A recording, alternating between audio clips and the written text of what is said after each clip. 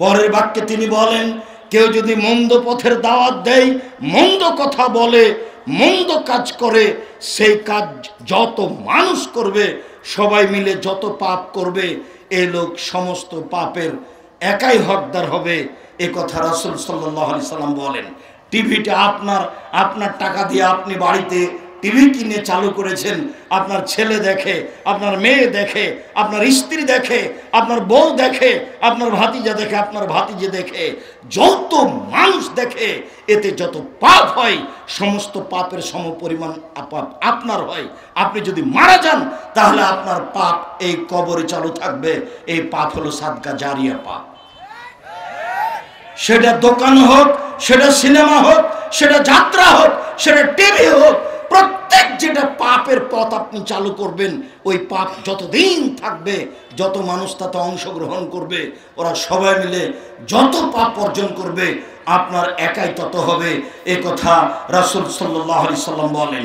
তিনি বলেন, মান সান্না সুন্নাতান ফিল ইসলামে, কেউ যদি কোন সুন্নাতকে সমাজে চালু করে, মরে যাওয়া সুন্নাতকে, তাহলে সে নেকি পাবে এবং ওই সুন্নাত যত মানুষ পালন করবে এতে যত নেকি হবে, যেই চালু করেছে সে একাই তত নেকি পাবে। এ কথা মুহাম্মদ সাল্লাল্লাহু আলাইহি সাল্লাম বলেন। রাসূল সাল্লাল্লাহু আলাইহি সাল্লাম বলেন, বাদাল ইসলামু গারিবা শায়াউদু কামা বাদা গারিবা ফাতুবালিল গুরবায়ে। ইসলাম সংখ্যালঘু অবস্থায় পৃথিবীতে ছড়িয়ে পড়েছে, আবার সংখ্যালঘু অবস্থায় পৃথিবী থেকে বিদায় নেবে। সংখ্যালঘু অবস্থায় যারা আছে তারাই হলো সফল মানুষ। এই কথা বলার পরে তিনি বলেন, হুম আল্লাযীনা ইসলাহুনা মা আফসাদান নাস মিন বাদি, এরাই সফল মানুষ যারা দাওয়াত দিয়ে দিয়ে ওই সুন্নাতগুলি চালু করেছে, যে সুন্নাতগুলি মরে গেছিল, ওই আমলগুলি চালু করেছে যে আমলগুলি সমাজে ছিল না। সম্মানিত দিনী ভাই বোন, আপনাকে আমি কয়েকটা আমল দেখাই, তার একটা আমল দেখাই। সালাতের মধ্যে আমরা একবার আঙ্গুল উঠাতাম, যা কিয়ামত পর্যন্ত প্রমাণ করা যাবে না, ওটা একটা বিদআত আমল। এখন আমরা চলমান আঙ্গুল উঠাই, এ দিয়ে শয়তানকে হত্যা করা হয়। একটা ভালো আমল চালু হয়েছে। সম্মানিত দিনী ভাই বোন, আপনাকে আমি আরো আমলের কথা বলি, যে আমাদের দেশে সালাতের পরে 5 ওয়াক্ত সালাতের পরে হাত তুলে দোয়া হতো, সবাই মিলে চিল্লাচিল্লি করে হাত তুলে দোয়া করা হতো। এখন এই বিদআত আমলটা উঠে গেছে, এখানে একটা সুন্নাত আমল চালু হয়েছে। আসসালামু আলাইকুম রহমতুল্লাহ, আসসালামু আলাইকুম রহমতুল্লাহ, এরপরে যা জিকির আজকার আছে সেটা হবে। এটাই হলো সুন্নাত। সবাই মিলে হাত তুলে দোয়া করে একটা বেদাতি আমল করে চলে যাবে, এটাই হলো বিদআত। সম্মানিত দিনী ভাই বোন, আমাদের সমাজে ছিল যে মানুষ মারা যাওয়ার সাথে সাথে তাকে কাপড় দিয়ে ঢেকে দিতে হবে, তারপরে তাকে কেবলামুখী করতে হবে। হ্যাঁ, কাপড় দিয়ে ঢেকে দিতে হবে এ কথাই ঠিক, তবে তাকে কেবলামুখী করতে হবে এ কথা ঠিক নয়, এটা বিদআত। তারপরে লোকটিকে ওযু দিয়ে গোসল দিতে হবে, এটাই সুন্নাত। গোসল ওকে বাম কাতে শইয়ে দিয়ে ডান কাতে পানি ঢেলে গোটা শরীরকে ভিজিয়ে সুন্দর করে 3 বার ধৌত করতে হবে। তারপরে সাদা 3টি কাপড়ের উপরে তুলে দিতে হবে, ডান দিকের কাপড় বামে, বাম দিকের কাপড় ডানে। এটাই হয়ে গেল গোসল। যদি আপনাকে খারাপ লাগে তাহলে আপনি বিশেষ অঙ্গ লজ্জা স্থান ধোয়ার সময় হাতে কিছু ন্যাকড়া ব্যবহার করতে পারেন।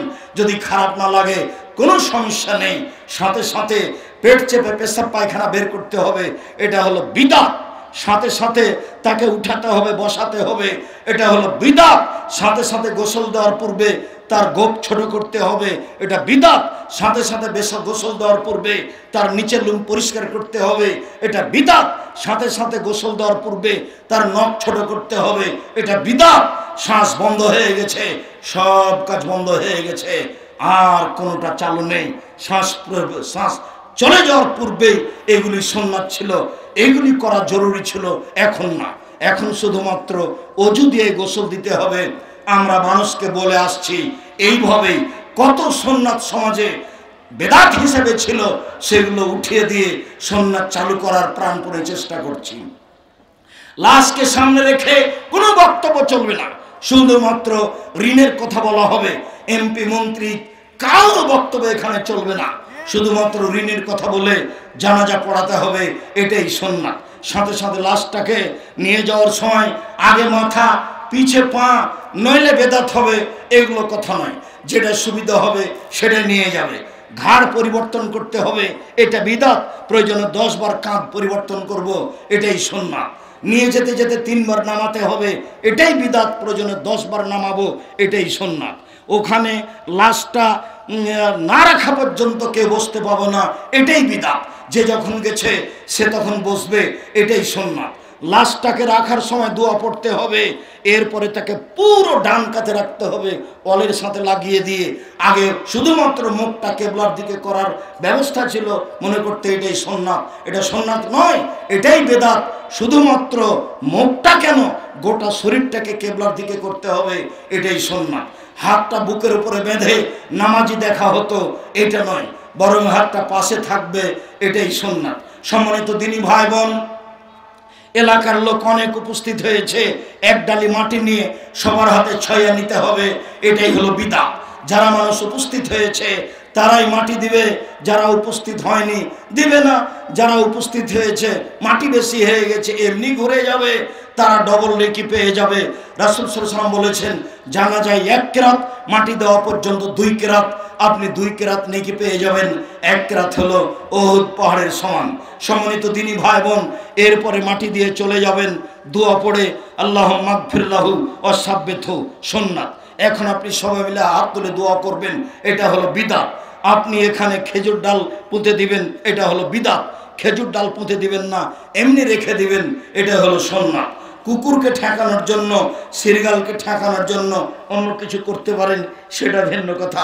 সম্মানিত দিনী ভাই বোন, বলছিলাম রাসূল সাল্লাল্লাহু আলাইহি সাল্লাম এইভাবে দাওয়াতের কথা বলেছেন, এবং এইভাবে দাওয়াত দিলে এরকম ফজিলত হবে, এ কথা তিনি বলেছেন।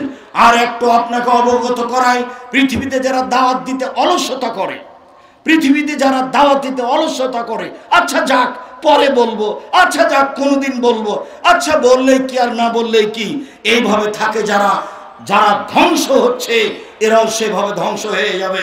রাসূল সাল্লাল্লাহু আলাইহি সাল্লাম বলছেন, মাসালুল মুদহিন ফি হুদুদিল্লাহ ওয়াল ওয়াকিফ ফিহা, যারা অন্যায় করে আর যারা অন্যায়কে সহ্য করে, যারা অন্যায় করে আর যারা অন্যায়কে দেখে থেকে যায়, এদের দুইজনের উদাহরণ এক দলের মতো। যে দল ইস্তাহামু সাফিনা, একটা নৌকা ভাড়া নিয়ে লটারি করেছে, ফাসারাবাজহুম ফি আলাহা ওয়া সারাবাজহুম ফি আসফালিহা, লটারির মাধ্যমে কিছু লোক উপরে হয়েছে, উপর তলায় স্টিমারের, আর কিছু লোক নিচে তলায় হয়েছে। ফায়ামুরু আলাল্লাযিনা ফি আসফালিহা আলাল্লাযিনা আলা আলাহা, যারা নিচে আছে তারা পানি আনতে উপরে যায়, ফাতাআজাবিহি, তখন উপরের লোকের অসুবিধা হয়, আপনারা পানি আনতে উপরে আসেন, পানি নিয়ে গেলে জায়গা ভিজে যায়, এত ঝামেলা করিয়েন না। তখন উপর থেকে লোকটা নিচে এসে ফা খাজা ফাসান, একটা কুড়াল নিয়েছে, ও জালায়ান করে আসফালা সাফিনা, একটা কুড়াল নিয়ে নৌকার স্টিমারের নিচের দিক ছিদ্র করতে আরম্ভ করেছে। উপর থেকে এসে বলছে, মালা দোস্ত কি খবর, তুমি এভাবে নিচের দিক ছিদ্র করছো কেন? তখন লোকটা বলছে, দেখেন উপরে পানি আনতে গেলে আপনাদের অসুবিধা হয়, আর আমাদের পানিরও খুব প্রয়োজন, তাই নিচের দিক ছিদ্র করে পানি বের করছি। রাসূল সাল্লাল্লাহু আলাইহি সাল্লাম বলছেন, পৃথিবীর মানুষ শোনো, আনজাহু, ও যদি নিজেকে ঠেকায় তাহলে তাকেও বাঁচাতে পারবে, স্টিমারের সবকে বাঁচাতে পারবে। তারাকুহু, ও যদি ছেড়ে দেয়, যাক ওর যা মনে লাগে করুক, আহলাকুহু ওয়া আহলাকুম ফুসাহুম, তাহলে নিজেকে ধ্বংস করবে, স্টিমারে যত লোক আছে সবাকে ধ্বংস করবে। স্টিমার ডুবে গেলে কেউ রক্ষা পাবে না। হাদিস বুখারী মুসলিম।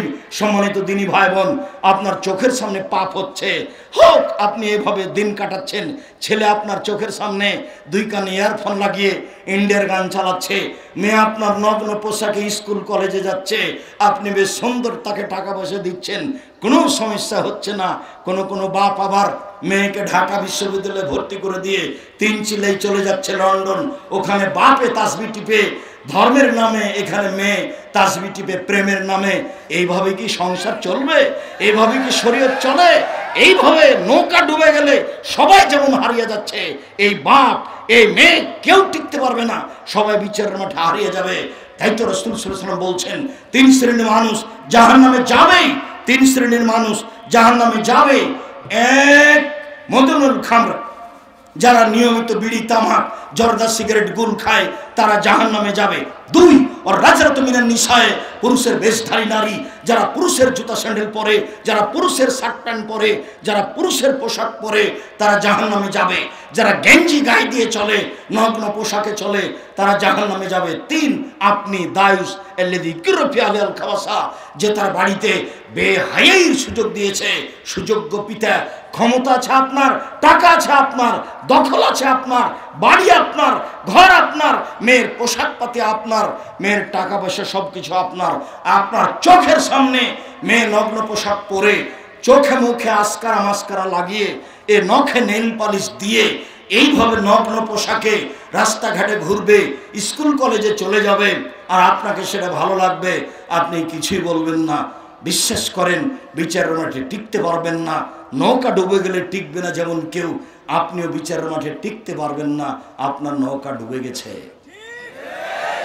সম্মানিত দিনী ভাই বোন, আপনাকে আমি সতর্ক এ ব্যাপারে বারবার করছি। এরপরে সংক্ষিপ্ত বলি, মৌলানা সাহেব তো দাওয়াত দিলেন, খুব আমাদেরকে বললেন, নিজে কি করলেন, এবার হুজুরের কাছে চলে যায়। সম্মানিত দিনী ভাই, হুজুরের ব্যাপারে রাসূল সাল্লাল্লাহু আলাইহি ওয়াসাল্লাম বলছেন, পৃথিবীর মানুষ শুনে রেখো, ইজাবির রাজুল ইয়াউমুল কিয়ামা ওয়াইলকা ফিন্নার, মৌলানা সাহেবকে জাহান্নামে নিক্ষেপ করা হবে। ফাতান্দালে কক্তা বহু, মৌলানা সাহেবকে জাহান্নামে নিক্ষেপ করার সাথে সাথে তার ভুঁড়িটা বের হয়ে যাবে। ফায়াদুরু কামা তাদুরুল হিমারু বিরাহাহু, তখন সে ঘুরতে থাকবে ঝুলন্ত নাড়ি ভুঁড়ি নিয়ে জাহান্নামের ভিতরে। গরুর পায়ে ধান মারার সময় গরু যেমন ধানের উপরে ঘুরে, এই দৃশ্য দেখেছেন কোনোদিন? গাছের চতুর্দিকে গরুটা যেমন ঘুরে সরিষার তেল পিড়ানোর সময়, সরিষার তেল পোড়ানো অবস্থা দেখেছেন? তেলির বাড়িতে হয় এটা, গাউছার বাড়িতে এটা হয়। চাঁপাই নবগঞ্জে বলে তেলি, আর গাইবান্ধা, রংপুরে, দিনাজপুরে বলে গাউছা। যেটাই বলুক না কেন, যখন গরুটা ঘুরতে থাকে তো মৌলানা সাহেব এইভাবে ঘুরতে থাকবে তার ঝুলন্ত নাড়ি ভুঁড়ি নিয়ে। ফাস্তামালায়া আলুন্নার, জনগণ সব জমা হয়ে বলবে, মালাক হুজুর কি ব্যাপার, ঘটনা কি? আনতা তা'মুরুনা বিল মারুফ ওয়া তানহানা আনিল মুনকার, আপনি তো ভালো কাজের আদেশ করতেন, মন্দ কাজের নিষেধ করতেন। আপনি তো ভালো কাজের আদেশ করতেন, মন্দ কাজের নিষেধ করতেন, আপনি কেন এখানে? আপনার কোন জাহান্নামে এমন অবস্থা। তখন সে বলবে, কি করি? আমরুকুম বিল মারুফ ওয়া আতিহে, আমি ভালো বলেছি, ভালো করিনি যে। ওয়া আনহাকা আনিল মুনকার ওয়া আতিহে, আমি মন্দ নিষেধ করেছি, তবে নিজে মন্দ করেছি। আমি মন্দ নিষেধ করেছি, তবে আমি মন্দ নিজে করেছি। সাতক্ষীরার মৌলানাকে আমি বলি, আচ্ছা মৌলানা সাহেব, সাতক্ষীরা থেকে দিনাজপুরে এসে যে পর্দার বক্তব্য করলেন, তো আপনাদের বাড়ি তো ঘেরা নাই, চতুর্দিকে ফাঁকা, এইখানে একটা ঘর, এইখানে একটা ঘর, মধ্যে গরুর গাড়ির রাস্তা। আবার এটা দিনাজপুরের এদিক, যারা পূর্ব থেকে বাঙালি মানুষ হিসেবে আছে, তাতে দিনাজপুর তেঘরার লোক পড়ে, হ্যাঁ যাবো খাবো এইভাবে কথা বলে যারা, তাদেরও অনেকের বাড়ি ঘেরা নাই, এদিকে একটা ঘর, ওইদিকে একটা ঘর, মধ্যে গরুর গাড়ির রাস্তা। আমি তেঘরার মানুষকে বলিনি, কেননা তেঘরার তো জামিয়া সালাফিয়া, সেইটা বলে আর নিজের কথা বলবো কি। তবে আপনাকে বলছি, মৌলানা সাহেবকে বলছি, মৌলানা সাহেব, পর্দার বক্তব্য অন্তত আপনি সাতক্ষীরা থেকে আমাদের এলাকায় দিয়েন না, কেননা আপনি পর্দার বক্তব্য দিবেন কি? আপনার বাড়ি তো ঘেরা নেই। যদি আপনার বাড়িতে আমরা যাই, আমি আব্দুর রাজ্জাক বিন ইউসুফ পরিবার নিয়ে যাই, তাহলে আপনার বাড়িটাকে মনে করব এটা ট্রেন স্টেশন। ট্রেন স্টেশনে যেভাবে পর্দা করে থাকি আমরা, সেভাবে থাকবো। আপনার বাড়ি ঘেরা নেই। মৌলানা সাহেব, কেন আপনি দাওয়াত দিবেন? বিপদ নেমে এসেছে আপনার উপরে। দেখুন, আবু হুরায়রা রাদিয়াল্লাহু তাআলা আনহু বলেন, রাসূল সাল্লাল্লাহু আলাইহি সাল্লাম বলেছেন, লাইলাতুন উসরিয়া বি, যে রাতে আমাকে উপরে নিয়ে যাওয়া হলো, লাইলাতুল ইসরা, যে রাতে আমাকে নিয়ে গিয়ে 5 ওয়াক্ত সালাত ফরজ করা হলো, যখন আমি যাচ্ছিলাম হঠাৎ দেখি অনেক মানুষ তুকরাজু সাফাম বিমাকারাজা মিনান নার, তাদের জিহ্বাকে আগুনের কাঁচি দিয়ে কেটে নেওয়া হচ্ছে। অবাক হয়ে গেলাম, ঠোঁট এবং জিহ্বাকে আগুনের কেঁচি দিয়ে কেটে দেওয়া হচ্ছে। আমি বললাম, জিবরাইল, মান হাউলা, এরা কারা? ইন্না লিল্লাহি ওয়া ইন্না ইলাইহি রাজিউন। জিবরাইল, বলো এরা কারা যাদের ঠোঁট এবং জিহ্বাকে আগুনের কাঁচি দিয়ে কেটে দেওয়া হচ্ছে? তখন জিবরাইল বলছেন, হাউলাই খুতবুকা আল্লাযিনা ইয়া'মুরুনা বিল মারুফে ওয়া ইয়ানসাউনা আনফুসাকুম, এরা হচ্ছে ওরাই যারা বক্তব্য দিয়ে বেড়াতো কিন্তু নিজে আমল করতে না, পরিবারকে আমলের কথা বলতো না, তাদের এই অবস্থা। এ কথা মুহাম্মদ সাল্লাল্লাহু আলাইহি সাল্লাম বলেন। সম্মানিত দিনী ভাই বোন, রাসূল সাল্লাল্লাহু আলাইহি সাল্লাম আরো বলেন যে আমাকে যখন নিয়ে যাওয়া হলো জান্নাত দেখানোর জন্য সপ্তম আকাশে ঘুমের ঘোরে, ডান হাত ধরে আছেন জিবরাইল, বাম হাত ধরে আছেন মিকাইল। দেখলাম হঠাৎ একটা লোক চিঠে শুয়ে রয়েছে, পাশে একটা লোক দাঁড়িয়ে আছে, তার হাতে একটা পাথর আছে, পাথরটা দিয়ে মারছে তার মাথার উপরে, মাথা ভেঙে চৌচির হয়ে যাচ্ছে, খান খান হয়ে যাচ্ছে, পাথরটা ছিটকে দূরে চলে যাচ্ছে, আবার নিয়ে আসছে, আবার মারছে। আমি বললাম এক পর্যায়ে, জিবরাইল মিকাইল বলো তো এ কে? তখন জিবরাইল মিকাইল বললেন, ইনি হচ্ছেন মাওলানা মানুষ, তিনি রাতে সেভাবে আমল করেননি, তিনি আমলবিহীন দুনিয়া থেকে চলে এসেছেন, যার কারণে তাকে এরকম শাস্তি দেওয়া হচ্ছে। মুহাম্মদ সাল্লাল্লাহু আলাইহি সাল্লাম বলেন, তিন শ্রেণীর মানুষ দিয়ে জাহান্নাম উদ্বোধন হবে। আজকের সালাফি কনফারেন্স উদ্বোধন করছিলাম আসরের সালাতের পরে, এরকমই জাহান্নাম উদ্বোধন হবে তিন শ্রেণীর মানুষ দিয়ে। তার এক শ্রেণীর মানুষ হচ্ছেন মাওলানা মানুষ। দুঃখিত, রাসূল সাল্লাল্লাহু আলাইহি সাল্লাম বলছেন, মাসালুল্লাযী ইয়া'মুরুন নাসা বিল মারুফি ওয়া ইয়ানসা আনফুসাহু, সেই লোকের উদাহরণ যে লোক নিজে মানুষকে ভালো কথা বলে, নিজে আমল করে না, নিজে মানুষকে ভালো কথা বলে, নিজে আমল করে না, সে হচ্ছে মাসালুস সিরাজে, ওই মোমবাতির মতো, ইহরিকু নাফসাহু ওয়া ইউজিলুন নাস, যে জ্বলে জ্বলে নিজেকে শেষ করে দেয়, মানুষকে আলো দেয়, জ্বলে জ্বলে নিজেকে শেষ করে দেয়, মানুষকে আলো দেয়। ওই হুজুর হলো মোমবাতির মতো। বলেন তো মোমবাতির ফলাফল কি? মোমবাতি জ্বলতে জ্বলতে শেষ হয়ে যায়, নিজেকে শেষ করলো বটে, কিন্তু মানুষকে আলো দিল, নিজেকে আলোর মধ্যে আনতে পারলো না, নিজেই শেষ হয়ে গেল। হাদিসটা মুহাম্মদ সাল্লাল্লাহু আলাইহি সাল্লাম বলছেন, এটা রাসূলের মুখের কথা। উপদেশ বইটা দেখেন, আল্লাহর পথে দাওয়াতে এই হাদিস দেওয়া আছে। রাসূল সাল্লাল্লাহু আলাইহি সাল্লাম বলছেন, ইন্না আখাফু মা আখাফু আলা উম্মতি, আমার উম্মতের উপরে সবচেয়ে যেটা বড় ভয়, আমার উম্মতের উপরে সবচেয়ে যেটা বড় ভয়, সেটা হচ্ছে যে প্রত্যেক সে ব্যক্তি আলেমুন বিলিসানিহি কুল্লু মুনাফিক আলেমুন বিলিসানিহি, মুখে বিদ্বান কর্মে মুনাফিক। এই লোকের ব্যাপারে আমার বড় ভয়। মুখে বিদ্বান কর্মে মুনাফিক, মুখে বিদ্বান কর্মে মুনাফিক, এই লোকের ব্যাপারে আমার বড় ভয়। বহু জায়গাতে দেখবেন দাড়ি চাঁচা আছে, প্যান্টটা টাকানোর নিচে আছে, সিগারেট খায়, সমাজের দায়িত্ব পালন করে, আমাদের সামনে বক্তব্য এমন ঝেড়ে দিল যে আব্দুর রহিক সাহেব যে বক্তব্য দিলেন সে বক্তব্য আপনাদেরকে মেনে চলতে হবে, ওকে মেনে চলতে হবে, এটা তার হিসাব নেই। এবং অনেক মানুষই দিন ধর্ম চর্চা করে শুধু মানুষকে ঠেকানোর জন্য, নিজে আমল করে না। এবার শেষ হাদিস দুটি রাসূলের আপনাকে মনে করার জন্য আবারও স্মরণ করাচ্ছি। যারা মুখে বিদ্বান কর্মে মুনাফিক, আল্লাহর নবী এদের উপরে খুব বড় আশঙ্কা ভয় করেছেন।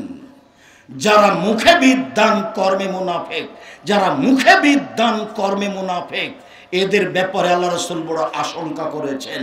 সাথে সাথে রাসূল সাল্লাল্লাহু আলাইহি ওয়াসাল্লাম বলেছেন, সেই লোকের মতো হয়েও না যে লোক আল্লাহর পথে দাওয়াত দেয়, সে হলো মোমবাতির মতো, জ্বলে মোমবাতি শেষ হয়ে গেল, নিজে কিছু করতে পারলো না, নিজেকে জ্বালিয়ে দিয়ে মানুষকে আলো দিল। এই হচ্ছে আল্লাহর পথে দাওয়াত দেয়, নিজে আমল করে না। কি ঘটনা? মাররাত বিকালবিন আলা রাসি রাকিন, সেই মহিলা একটা কুকুরের পাশ দিয়ে যাচ্ছিল, কুকুরটা ছিল ইদারার পাশে, এলাহাফ, পিপাসায় কুকুরটা হাঁপাচ্ছিল, কাদা ইয়াক্তলাহুল আতাশ, মনে হচ্ছিল যেন পিপাসা তাকে মেরে ফেলবে। কুকুরটা খুব পিপাসায় আক্রান্ত ছিল। মহিলাটি কি করলো? নাজাত খুফা, সে তার পায়ের মোজাকে খুলল, ফাওসাকাত বেখে মারেয়া, তারপর তার নিজের ওড়না দিয়ে মোজাটা বাঁধল। ফানাজাত মিনাল মায়ে, চামড়ার মোজা তো, ওটাকে ইঁদারায় নামালো, দিয়ে সে মোজাতে করে পানি উঠিয়ে কুকুরটাকে খাওয়ালো। ফাগু ফেরাল্লাহা, এই কারণে তাকে ক্ষমা করা হয়েছে। তো আল্লাহ বললেন যে তুমি একটা প্রাণীর প্রতি এভাবে দয়া করলে, যদিও তুমি অনেক বড় অপরাধী মহিলা, তো যাক একটা কাজ ভালো করেছ, আমি শুকরিয়া আদায় করলাম, আমি তো শাকুর, আর তোমাকে মাফ করে দিলাম। যা মানুষ কিছু করলে উনি শুকরিয়া আদায় করেন। মানুষ সুবহানাল্লাহ বললে নেকি দিয়ে দেন, মানুষ কিছু চাইলে দিয়ে দেন। তুমি যখন চাইতে পেরেছ, তা আমি দিতে পারি না, চেয়েছ দিয়ে দিলাম। তাইনি বলেছেন মানলাম ইয়াসসারিল্লাহ একদাব আলাইহি, কেউ যদি তার কাছে না চাই তাহলে অসন্তুষ্ট হন। তা আমি তো চাইলে দিব, আমি তো তোমার কথার শুকরিয়া আদায় করবো, তা চাও না কেন? তো আল্লাহ তাআলা বলছেন ফাদকুরুনি আযকুরুকুম, তোমরা আমাকে ডাকো, আমি তোমাদের ডাকে সাড়া দিব। অশকুরুলি ওয়ালা তাকফুরুন, তোমরা আমার শুকরিয়া আদায় করো, অকৃতজ্ঞ হয়েও না। আবার অন্য জায়গাতে বলছেন লাইন শাকারতুম লাযিদান্নাকুম, যদি শুকরিয়া আদায় করো তাহলে যেটা দিয়েছি সেটা আরো বেশি করে দেব। ওয়ালাইন কাফারতুম ইন্না আযাবি লাশাদীদ, আর যদি শুকরিয়া আদায় না করো তাহলে মনে রেখো আমি শাস্তি দিব। এটা তো নষ্ট করে দিবই, একবারে তোমাকে বিকলাঙ্গ করে দেবো সমাজে, তোমার ইহকালে যাবে পরকালে যাবে। এই জন্যই বেশি আশঙ্কা করি যে আমরা তো মনে করছি যে দিন ধর্মের কিছু কাজ করছি এবং খুব চেষ্টা চালাচ্ছি এদেশে জামিয়া সালাফিয়া নামে কোরআন হাদিস শিক্ষার একটি বড় ব্যবস্থাপনা করা, জামিয়া সালাফিয়াকে কোরআন হাদিস শিক্ষার একটা বড় মাধ্যম হিসাবে ধরে নেওয়া, এই মিশন নিয়ে খুব চেষ্টা চালাচ্ছি। তো মাঝে মধ্যেই বলি যদি কোথাও ভুল হয় তাহলে মাফ করো, আমি নিজে থেকে ভুলটা করতে চাইনি, কেননা আমি অকৃতজ্ঞ হয়ে কাজ করতে চাই না, আমি তোমার কৃতজ্ঞ বান্দা হয়ে কাজ করতে চাই। তো কোথায় শুকরিয়া আদায় করলাম না এমনটা যদি ঘটে যায়, তাহলে তুমি শুকরিয়া আদায়ের পথটা বের করে দিও, যাতে করে শুকরিয়া আদায় করতে পারি। কেননা শুকরিয়া আদায় করবো না আবার জামিয়া সালাফিয়ার কাজ করব, এটা আমি আব্দুর রাজ্জাক বিন ইউসুফ নিজেও চাচ্ছি না। আর আমার দিনী ভাই বোন যারা দেশ বিদেশে আমাদের সাথে থাকেন যন্ত্রের মাধ্যমে, অনলাইনের মাধ্যমে, তাদেরকে আমরা অনুরোধ করি যে নিজের জন্য যেমন কল্যাণ কামনা করেন আল্লাহর কাছে ছেলে মেয়ের জন্য, তেমনিভাবে জামিয়া সালাফের জন্য কল্যাণ কামনা করেন। আল্লাহ যেন এর ক্ষতির দিক না নিয়ে আসেন, শুধু সুবিধা কল্যাণের দিক নিয়ে আসেন। তাই শুকরিয়া আদায় করে বলছি আলহামদুলিল্লাহ। আবার শুকরিয়া বলতে আলহামদুলিল্লাহ উনি বেশি খুশি। আফজালুল যিকরে লা ইলাহা ইল্লাল্লাহ ও আফজালুদ দুআ আলহামদুলিল্লাহ, সবচেয়ে উত্তম জিকির হচ্ছে লা ইলাহা ইল্লাল্লাহ, আর সবচেয়ে উত্তম দোয়া হচ্ছে আলহামদুলিল্লাহ। তো এতে তিনি বেশি খুশি হন। তাই জামিয়া সালাফিয়া তেঘরা বিরল দিনাজপুরের উদ্বোধনী আলোচনায় বলছি তোমার শুকরিয়া আদায় করে আলহামদুলিল্লাহ। তারপরে সংক্ষিপ্ত হলেও বলি যে সত্যই যারা দিন প্রচার করছে তাদের ৯৫ জন বক্তা মিথ্যা কথার ভিত্তিতে দিন প্রচার করছে বলে আমার তদন্ত। যারা মুফাসসির হিসাবে তাফসীর করছে তার ৯৮% ধর্মের নামে মিথ্যা কথা বলছে বলে আমার ভাঙাচোরা তদন্ত। এই চলন্ত ধর্মের যে পরিস্থিতি আছে, এই পরিস্থিতিকে ঠেকাতে হবে। সাথে সাথে এই যে দেশে শিক্ষার নামে জাহেলিয়াত চলছে, শিক্ষা বনাম জাহেলিয়াত থাকলে সাথে নিয়ে যাবে সবাই। এই যে শিক্ষার নামে জাহেলিয়াত চলছে, শিরকি হলো শিক্ষা, বেদাতি হলো শিক্ষা, অশ্লীল কাজই হলো শিক্ষা, পাপের কাজই হলো শিক্ষা।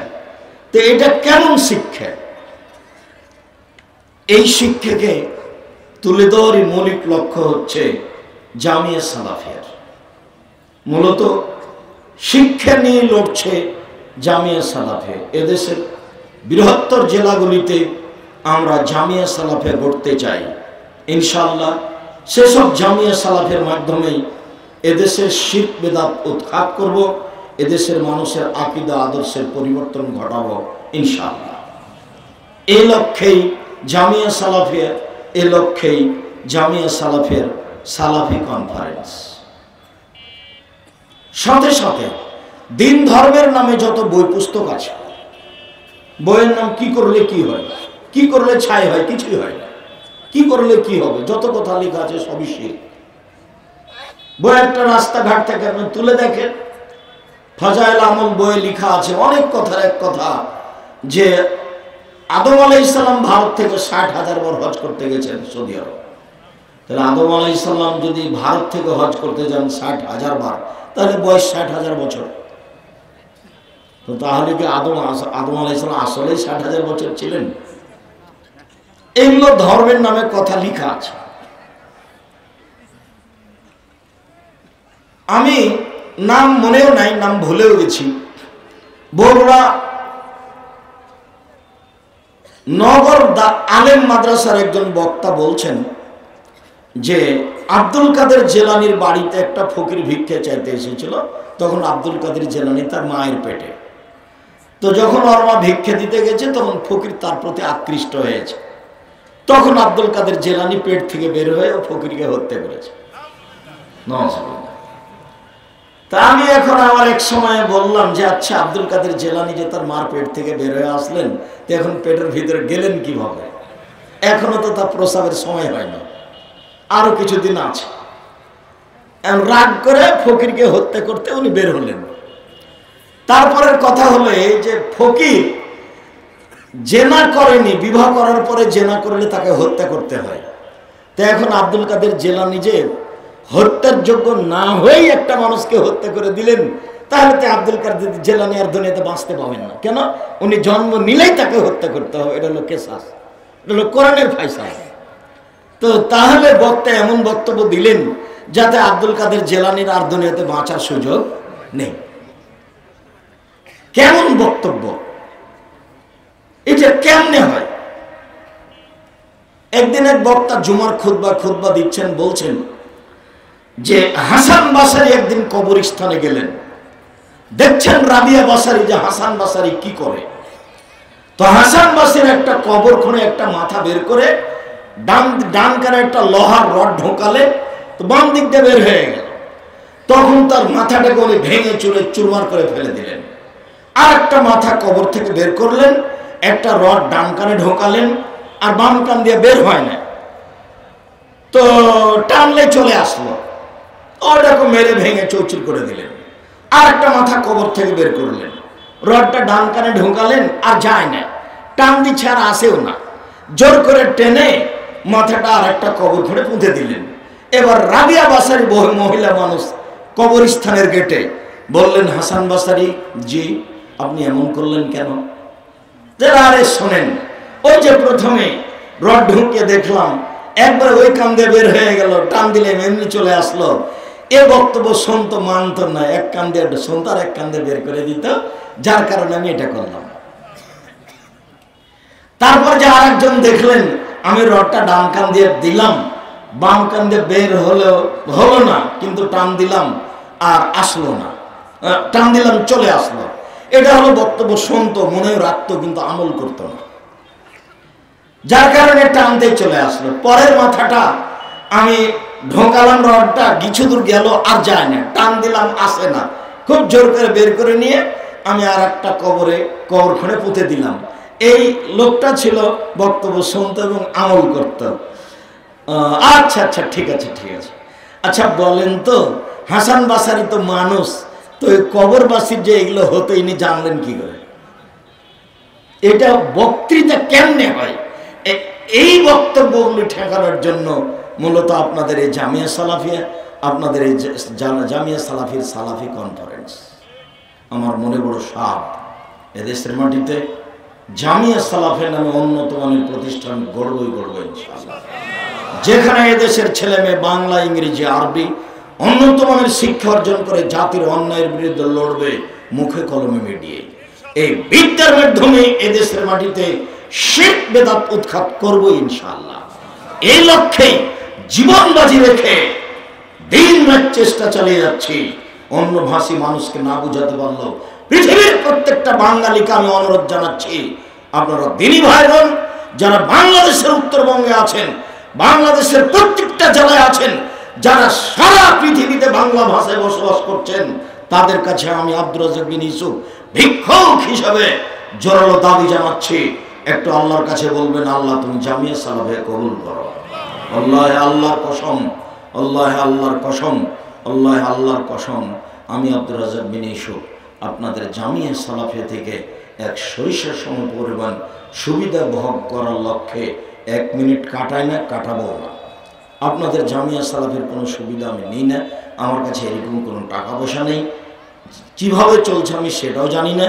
আমি দেখতে পাচ্ছি প্রত্যেক মাসে 30 লক্ষ টাকা বেতন লাগে, 250 জন শিক্ষক শিক্ষিকা কর্মচারী আছে, যার কারণে আমি আপনাদেরকে দিন রাত যেটা বলি সেটা হলো দোয়া করেন। ওই ভাষাটা আল্লাহ রাসূলের আমি খুব ভালো বিশ্বাস করি যে দুয়াই ভাগ্যের পরিবর্তন ঘটিয়ে দিতে পারে। 50,000 বছর পূর্বে পৃথিবী সৃষ্টির যে ভাগ্য লেখা হয়েছে সেই ভাগ্য আল্লাহ নতুনভাবে কেটে নতুন করে দেবেন। সেটাই যদি কেটে করে দিতে পারেন তাহলে আল্লাহর এমন কি শক্তি নাই এদেশে জামিয়া সালাফের মাধ্যমে এদেশের শিরক বেদাত উৎখাত করবেন? ইনশাআল্লাহ করবেন, সর্বশক্তিমান তিনি। আমাদের একটু বলা চান, আল্লাহ তাআলা মুসা আলাইহিস সালামকে বললেন ফেরাউনকে দাওয়াত দিতে যেতে হবে, তো ফেরাউন বলছে না না আমি পারবো না, আমি একটা থাপ্পড় দিয়ে একটা লোককে মেরে এসেছিলাম, আমি যেতে পারবো না, আমার যে কি হয়। আচ্ছা ঠিক আছে, আমি যেতে পারবো না, আমার ভাইকে সাথে দিতে হবে। ঠিক আছে, তোমার ভাইকে দিলাম, হারুনকে দিলাম। তারপর বলছে ও আমার মুখে একটু অসুবিধা আছে, আমি যেতে পারবো না, কথা বলতে পারি না। ঠিক আছে, আমি তোমার মুখের ভাষা ঠিক করে দিলাম। রব্বি ইশরাহ লি সাদরি ওয়া ইয়াসসির লি আমরি ওয়াহলুল উকদাতাম মিন লিসানি ইয়াফকাহু, বলো আমি এটা ঠিক করে দিচ্ছি। তো এখন সব কিছু দিয়ে দিলেন, দিয়ে বলছেন যে যান। তারপরে বলছেন ঠিক আছে সবই দিলাম বটে, ওয়াইন তানিয়া ফি যিকরি, আমাকে ডাকতে যদি অলসতা করো তাহলে যা দিলাম সব উল্টে দেবো। আল্লাহ তানিয়া ফি যিকরি, আমাকে ডাকতে অলসতা করো না, সুবহানাল্লাহ বলতে আলহামদুলিল্লাহ বলতে অলসতা করো না, আমার কাছে চাইতে অলসতা করো না, আমি তো দিতেই চাচ্ছি। জামিয়া সালাফে গড়ো না, চাও না, আমার কাছে তো অভাব নেই। সারা পৃথিবীর মানুষ যদি একসাথে ভিন্ন ভিন্ন কিছু চাই, একবারে পৃথিবীর জন্ম থেকে নিয়ে কিয়ামত পর্যন্ত পুরুষ নারী জিন ইনসান সবাই যদি চায় একসাথে, আর সবাইকে যদি আমি তাদের চাহিদা পূরণ করে দিই, তাহলে আমার কাছে যা আছে তার সরিষার সম পরিমাণ শেষ হবে না। সবাইকে সব দিয়ে দিলাম, তারপরে সুঁইটা সাগরে ডুবালাম, সাগর থেকে উঠে দেখি এই সুঁয়ে যতটুকু পানি লেগেছে আমার কাছে যত আছে ততটুকুর এটুকুও কমেনি। সুঁয়ে কতটুকু পানি লেগেছে, সুঁইটা যদি নদীতে ডুবানোর কথা হতো তা একটা মানাতো, সুঁইটা যদি বাটির পানিতে ডুবানোর কথা হতো তা একটা মানাতো। এমনভাবে আল্লাহ বললেন যে সুঁইটা আটলান্টিক মহাসাগরে ডুবাও, ডুবে দেখো তো কতটুকু পানি সুঁয়ে লেগেছে। বলে কিছুই লাগেনি, কিছুই লাগেনি, একটু তো লেগেছে। সারা পৃথিবীর মানুষ সবাই যদি চাই, নিজ নিজ চাওয়া সবাইকে যদি সবারটা দিয়ে দিই, এই সুঁয়ে যতটুকু পানি আছে ততটুকু আমার কমবে না। ওটুকু সাগরের কমে গেছে কিন্তু আমার কমবে না। তাহলে আমার চাইতে ভুল আছে, যার কারণে আমি বলি চান সম্মানিত দিনী ভাই বোন, জামিয়া সালাফের এটা মৌলিক লক্ষ্য, শিক্ষার মাধ্যমে, দাওয়াতের মাধ্যমে, কলমের মাধ্যমে আমরা এই কাজ করতে চাই। সেই লক্ষ্যেই সালাফি কনফারেন্স, সেই লক্ষ্যেই জামিয়া সালাফে, যেখানে কোনো শিরক নাই, যেখানে কোনো বিদাত নাই, যেখানে কোনো দল নেই, যেখানে কোনো হিংসা নেই। একবারে ছাত্র শিক্ষককে কঠোরভাবে বলে দেওয়া আছে, কোনো দল নেই, কোনো হিংসা নেই, কোনো বিরোধিতা নেই, কোনো শিরক নেই, কোনো বেদাত নেই, কারো নামে মুখ খোলা যাবে না, মুখই বন্ধ।